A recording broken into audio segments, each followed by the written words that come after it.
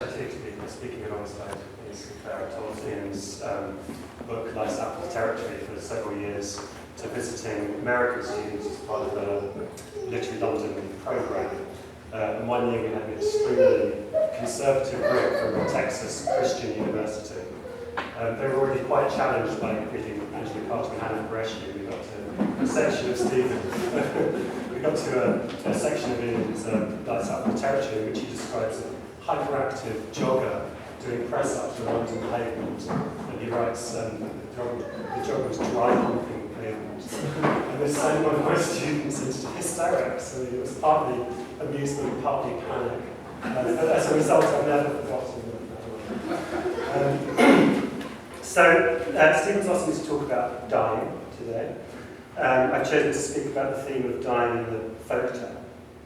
Though perhaps the first thing to be said on the subject is that the folktale in the main is about not dying. Or at least it's about the art of endeavouring to avoid death and destruction, using what Walter Benjamin calls in his essay on storytelling, List und Übermut, cunning and high spirits.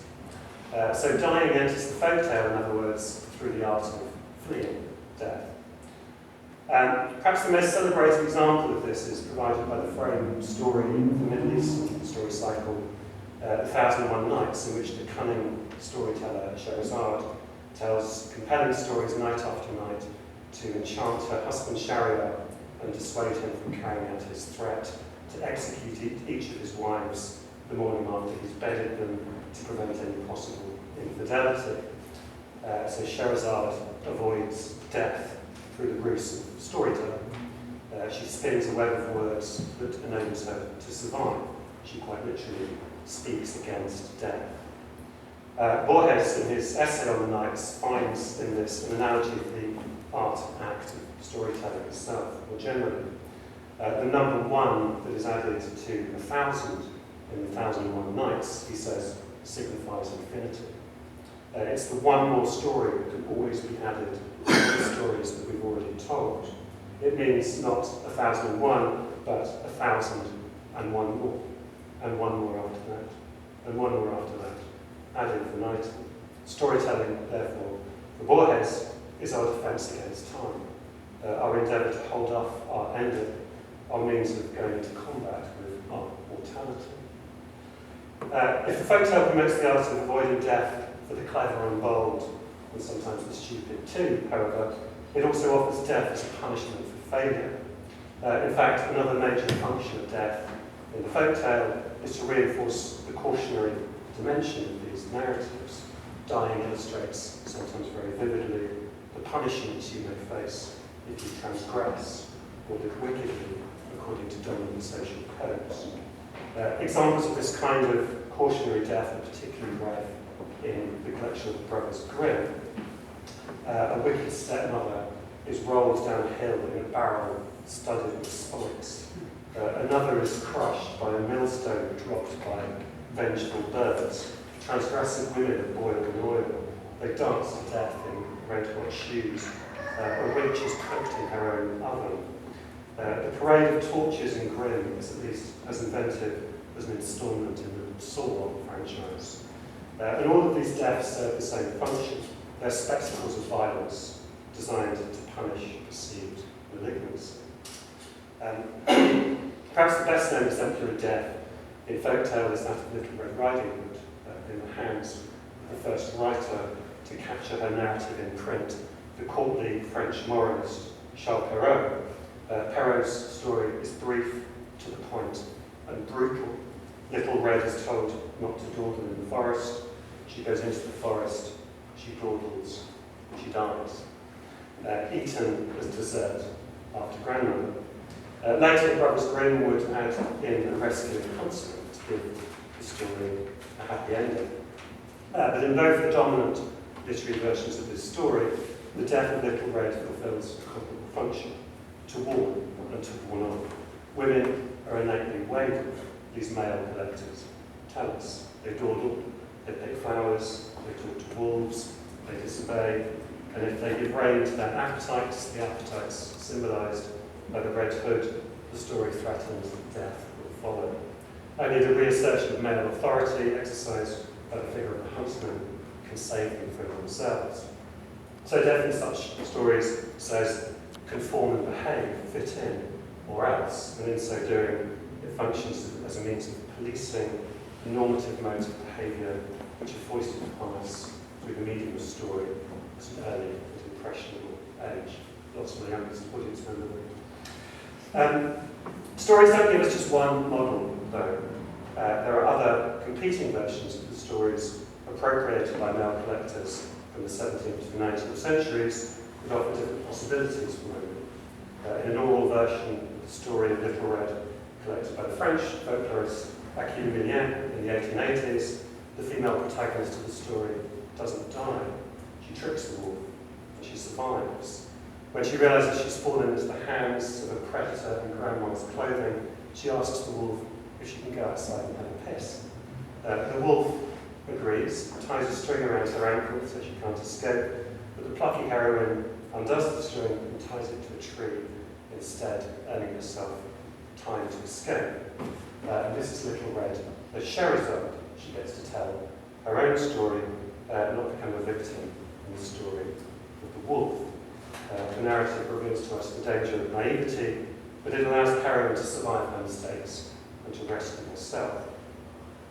And this brings me to one final function of Death in the folk tale, which I'll call Death as good advice. Death as a steer towards practical wisdom, which Benjamin would corrupt counsel. There really are wolves in the forest. They can actually eat you. They're best avoided. And perhaps too, there really are predatory men. Watch out who you talk to. Watch out who you marry. It's best to look in their secret room before you marry them. The threats of death in these instances teaches us sensible precautions. One excellent example of the use of death to convey pragmatic wisdom is offered by the Nigerian novelist and story writer Chinua Achebe in a narrative he takes from the traditions of the Igbo where he was born. This is the story, it's very short. All the animals are summoned to a meeting. As they begin to gather in the public square, a hen is spotted going in the opposite direction. They ask the hen, "Didn't you hear the summons to the meeting?" "Yes," says the hen, "but I have a personal matter to attend to. So please go ahead, and whatever you decide at the meeting will receive my wholehearted support." The meeting is convened, and it's decided, the meetings that are convened to decide which of the animals is to be offered as a sacrifice to the humans for their gods. Unanimously, it's decided that the animal of sacrifice should be the hen. Achebe's point in the essay in which the story appears is that the narratives a community shares makes popular and tells a great deal about that community.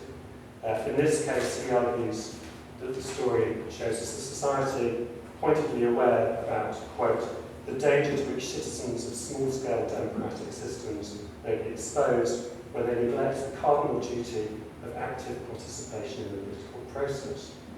But like many such narratives, it can also gain new significances in new contexts. This story reminds me, as head of school, not to miss meetings with Kingston School of Art, because when you do, you find it's been decided that you're planning for all the future behind courses involving film, not exactly close. I'll finish with a very brief final example of the folk tale using death to enforce practical wisdom. This is a story told by the folklorist Roger Abrahams in an anthology of African traditions, and it comes from the UK of Nigeria. A man out hunting game finds a skull on the ground. He asks the skull, "How did you get to it?" The skull replies, "Talking got me." The hunter's mystified by this, but he tells everybody about the talking skull, and eventually the king hears about it and demands to be shown this phenomenon.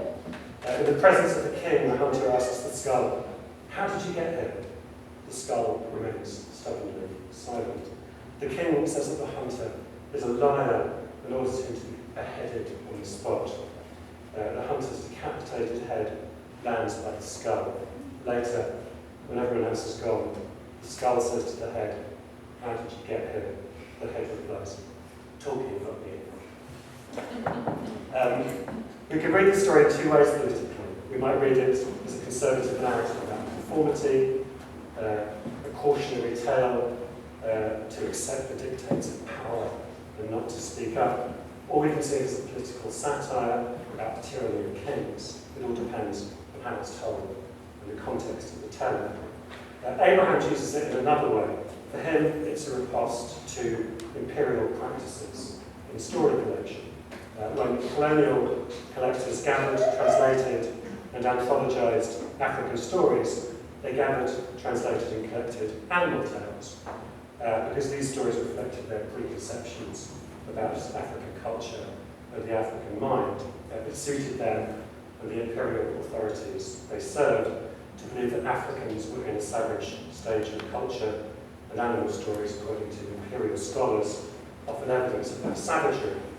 Abraham counters this narrative about Africa by telling a story that incorporates profound philosophical wisdom.